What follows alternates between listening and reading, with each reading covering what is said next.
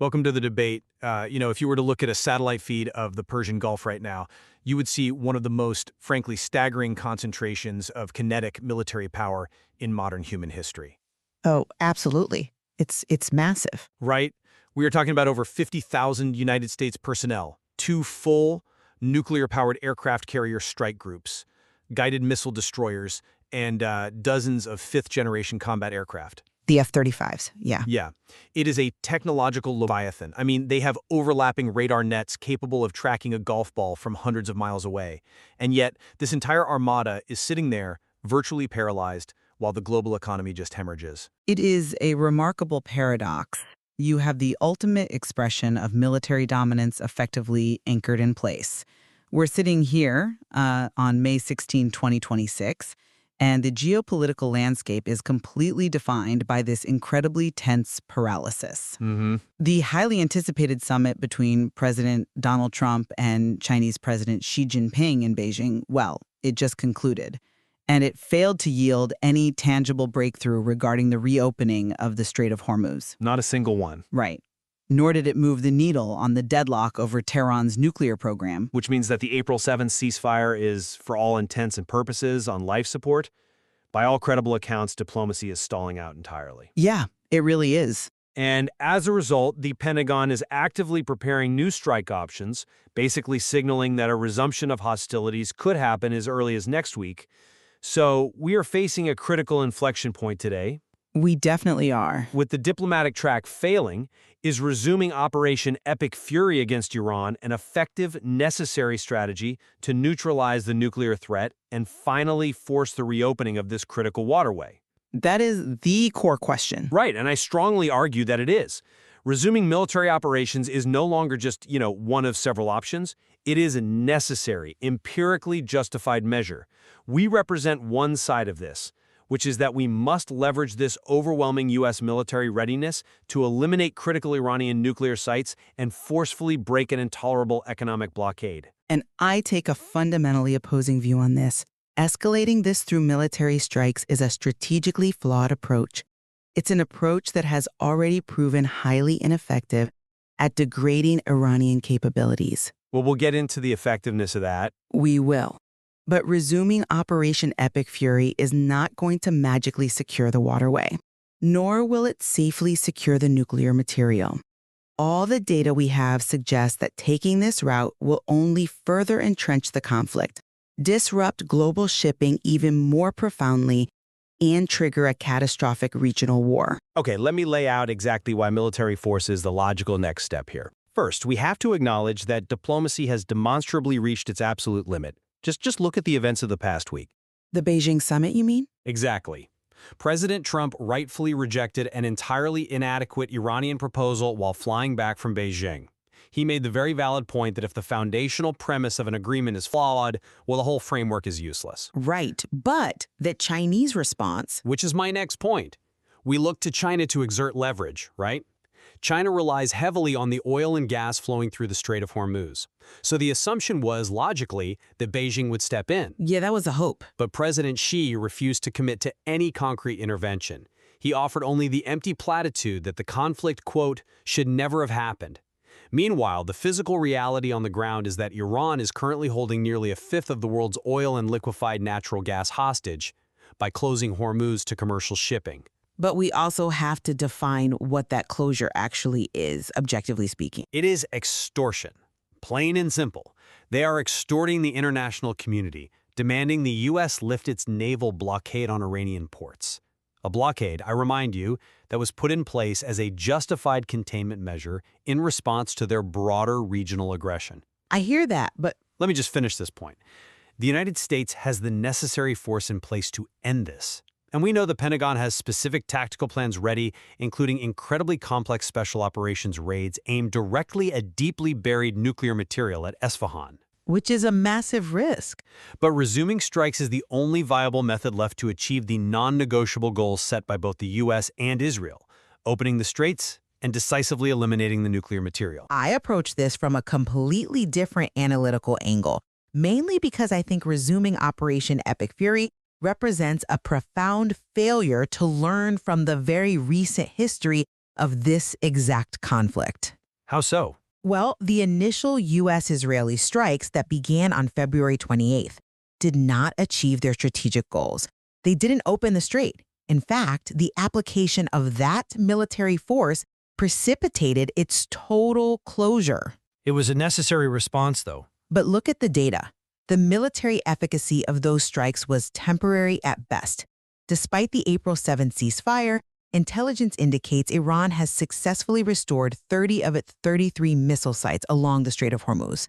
That is a staggering rate of reconstitution. But that reconstitution happened under the cover of a ceasefire. They used the diplomatic pause to rebuild. It happened because kinetic strikes on decentralized infrastructure don't yield permanent results. Furthermore, Iranian Foreign Minister Abbas Araghchi has explicitly stated that those previous military strikes interrupted negotiations. They completely destroyed any foundational trust required for diplomacy to even function. I mean, was there trust to begin with? Enough to have a dialogue. Proceeding with Defense Secretary Pete Hegseth's prepared escalation plans is not going to secure the waterway. It will merely trigger the, quote, well-deserved response promised by Iranian Parliament Speaker Mohammad Bagher Ghalibaf. You just don't solve a geopolitical crisis by pouring gasoline on the exact dynamics that caused it. I think we need to look at the mechanics of what a blockade actually is, though. Treating the strait's closure like a routine diplomatic impasse fundamentally misunderstands the situation. It's not routine, no. Right. It isn't a disagreement over tariffs. It is the physical barricading of the main artery of global trade. If a hostile actor locks down a critical international choke point and chokes off a fifth of global energy supplies, patience isn't a virtue. Patience is enabling extortion. I understand the frustration with the economic strangulation. Because they have proven they will not yield to diplomatic requests, we have to physically remove their capability to enforce that closure. I'm sorry, but I just don't buy that. Let me tell you why. We really have to look at the underlying military mechanics of what you're proposing. Your argument hinges on the idea that military force acts as a clearing mechanism. Because historically, it does. But the application of military force is exactly what created this specific stranglehold. You are advocating for dropping more bombs on an infrastructure network that Iran has proven it can rapidly rebuild. I mean, let's talk about how they rebuilt 30 out of 33 missile sites right on the coast of the strait. I'm well aware of the numbers, but that speaks to the necessity of a more comprehensive, sustained strike package, not abandoning the military option entirely. But how does bombing them again permanently solve the problem? We are talking about asymmetric warfare here. The geography of the Strait of Hormuz is incredibly complex. On the northern coast, you have jagged, mountainous terrain. True. The Islamic Revolutionary Guard Corps isn't setting up static, easily targetable surface-to-air missile batteries in an open desert. They are utilizing highly mobile transporter erector launchers. Right, the shoot-and-scoot tactics. Exactly. They employ shoot and scoot. They roll a launcher out from a deeply reinforced subterranean tunnel, fire an anti-ship cruise missile, and roll back into the mountain before an F-35 can even acquire the target. We proved in February and March that immense air power alone cannot permanently blind their coastal defense networks. It degraded them, though. Temporarily. Expanding the bombing campaign just hardens Tehran's resolve to link the reopening of the strait to the lifting of the U.S. naval blockade. It creates a self-sustaining cycle of violence where the waterway remains closed precisely because both sides are actively shooting across it. Look, I won't deny that air power alone has limitations against a decentralized mountainous defense network. We learned that lesson very clearly in the spring. We did. But you are focusing heavily on the coastal missile batteries, and the Strait of Hormuz is really only half of the equation here. We have to pivot to the secondary, arguably more existential objective of this entire standoff, which is the nuclear program. Okay, let's go there. I see why you think that airstrikes won't hold the strait, but let me give you a different perspective. If Foreign Minister Araghchi claims they are open to diplomacy, yet Tehran uses the time during this fragile ceasefire to secure nuclear assets and rapidly rebuild those 30 missile sites, well, diplomacy isn't a pathway to peace. It's a smokescreen for fortification. They would argue they are fortifying precisely because the U.S. is parking 2 aircraft carriers right off their coast. regardless of their justification, the reality of what they are building just cannot be ignored. And this is exactly why the New York Times reported that the Pentagon is actively looking at Isfahan. The nuclear facility. Yes, we aren't just talking about standard airstrikes anymore, which addresses your concern about the limits of air power. We are talking about precision raids. The United States explicitly deployed several hundred special operations troops to the region earlier this year to preserve the option of targeting deeply buried nuclear material. Wait, you're advocating for a ground raid? When you are dealing with enrichment sites buried deep underground under layers of reinforced concrete and solid rock, traditional bunker-busting munitions have physical limitations. You need boots on the ground to manually secure or destroy the material and actually verify its destruction. That Isn't a precision boots-on-the-ground raid the only mechanically viable way to satisfy Prime Minister Netanyahu's valid requirement that these enrichment sites be definitively eliminated? That's a compelling argument, but have you considered the sheer, terrifying reality of what a ground raid on Isfahan actually entails? It's what special operations are designed for. We are talking about inserting several hundred U.S. Special Operations troops deep into sovereign Iranian territory. We're talking about infiltrating highly fortified subterranean facilities surrounded by elite military units. Military solutions to deeply buried nuclear programs are inherently unpredictable. Which is why we deployed the specialized troops. Yes, bunker-busting munitions have limitations, which is why the troops are needed. But executing a physical raid at Isfahan is the ultimate escalation. It completely abandons the diplomatic track. A diplomatic track that Arachi himself admits is totally devoid of trust right now. I mean, how much more can it be abandoned? It is devoid of trust precisely because of previous military interruptions. If we send American troops into Isfahan, we force Iran's hand in a way that airstrikes simply do not. A nation-state cannot absorb a literal ground invasion of a premier nuclear facility without an overwhelming retaliation. They know we have overwhelming dominance, though. It guarantees they will unleash those 30 restored missile sites against commercial shipping, against regional allies, and directly against U.S. naval assets. It transforms what you envision as a surgical precision strike into major uncontrollable combat operations across the entire Middle East. You would essentially be sacrificing the Strait to strike the centrifuge. I see the logic there, I do, but I think you are underestimating our strategic posture. The risk of major combat operations is already priced into our deployment.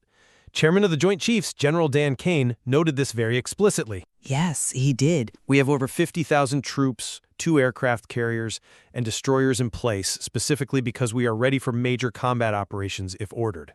We are not hoping for a low-level skirmish and just crossing our fingers. We are prepared for the reality of warfare. Preparing for warfare and actually initiating it are two very different strategic choices. But we have to look at the geopolitical reality driving the necessity of this choice. President Trump's failed push in China illuminates a very harsh truth. Beijing is not going to help us. No, they aren't. The Chinese Foreign Ministry said the conflict, quote, has no reason to continue, but they absolutely refuse to apply any economic pressure on Tehran. Why? Because perhaps Beijing doesn't mind watching the U.S. drain its resources in the Gulf. Without Beijing's help, the U.S. must act unilaterally to break the deadlock, and the clock is absolutely ticking. Ticking toward what exactly? What is the deadline here? What is the deadline here? The deadline is a global economic fracture, combined with severe domestic political consequences. The uncertainty surrounding the Strait is punishing the global economy. Oil prices rose again on Friday amid very real fears of a diplomatic collapse. That's true. The markets are tense. The market hates uncertainty more than anything else. A decisive, overwhelming military campaign is required to resolve this uncertainty, definitively neutralize the threat at Isfahan, and physically open the Strait. Furthermore, we cannot pretend politics don't matter. Oh, I see where this is going. There is a massive domestic political burden for the president ahead of the congressional elections. Prolonging a stagnant half-measure ceasefire where Iran dictates the terms of global energy flow is simply untenable for any administration. Bringing congressional elections into a calculus about initiating a massive regional war is exactly what worries me about this entire approach. Wars of choice initiated for domestic political expediency rarely end well. And they certainly don't adhere to election timetables. It's a factor. You can't deny it. It's a factor, but a dangerous one. But let's focus on the global economy argument, because I think there is a fundamental misunderstanding of market mechanics here. You mentioned that oil prices are rising because of uncertainty, and that the market hates uncertainty. Yes. That is entirely true. Prices reflect the market's fear of a diplomatic collapse. But expanding the bombing campaign, sending special operations troops into Isfahan, that will inevitably panic the markets far beyond what we are seeing right now? I have a different read on the market data, actually. The market is already pricing in a close strait. Rerouting ships around the Cape of Good Hope is already factored into the cost of a barrel of crude.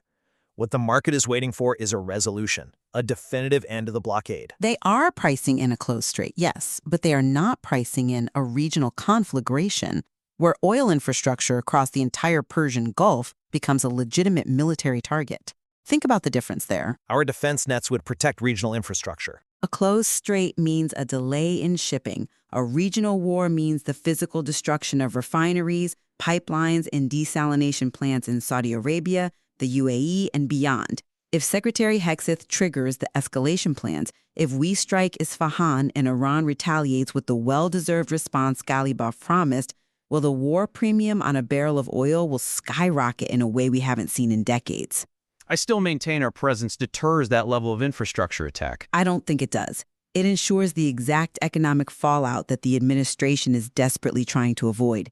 You cannot bomb a region into economic stability when the region itself is the literal source of the global economy's energy. But you also cannot achieve economic stability by allowing a hostile state to permanently hold the global economy hostage. We have to summarize where this leaves the strategic picture. My position remains that the diplomatic avenue has been thoroughly and exhaustively tested, and it has failed. I wouldn't say exhaustively. While President Trump rightly rejected an unserious Iranian proposal that would have compromised our security goals, and China has cynically chosen to remain a spectator, we are left with an intolerable economic blockade and a metastasizing nuclear threat buried deep in the mountains at Isfahan. Right. Utilizing the massive 50,000-troop military presence currently standing by is not just an option, it is the most logical, evidence-based path forward. We possess the highly specialized capabilities to definitively dismantle the deeply buried nuclear material, and we have the overwhelming naval and air power required to dismantle the coastal missile sites and force the Strait of Hormuz open. When a critical choke point is barricaded, you do not wait for the barricade to politely dismantle itself. You intervene decisively with the tools you have deployed. And my summary is firmly grounded in the empirical evidence of the last few months of this specific conflict. The military strikes of Operation Epic Fury fundamentally failed to neutralize Iran's missile infrastructure. Temporarily. Resuming hostilities, particularly by escalating to high-risk, boots-on-the-ground special operations raids at Isfahan, risks catastrophic regional escalation. It carries risk, yes. Huge risk. It virtually forces a massive Iranian retaliation that will sink commercial vessels, endanger our naval assets, and send global oil markets into an absolute panic. It fails to achieve the strategic objectives of securing the waterway or creating lasting nuclear compliance. Expanding the war does not cure the geopolitical crisis. It permanently fractures the region. Well, I think where we do find absolute convergence, however, is in the recognition that the current status quo is fundamentally unsustainable. Completely agree. The April 7th ceasefire is essentially a phantom agreement at this point. We have a completely stalled diplomatic track and a closed strategic waterway, and that combination is severely damaging the global system every single day it persists. I completely agree with that assessment. The stagnation is a profound crisis in itself. Neither side, not the United States, not China, and ultimately not even Iran, can afford for the Strait of Hormuz to remain a dead zone for international shipping indefinitely. The economic pressure is building across the board. It really reflects this incredibly intricate, often paradoxical relationship between military capability and diplomatic leverage.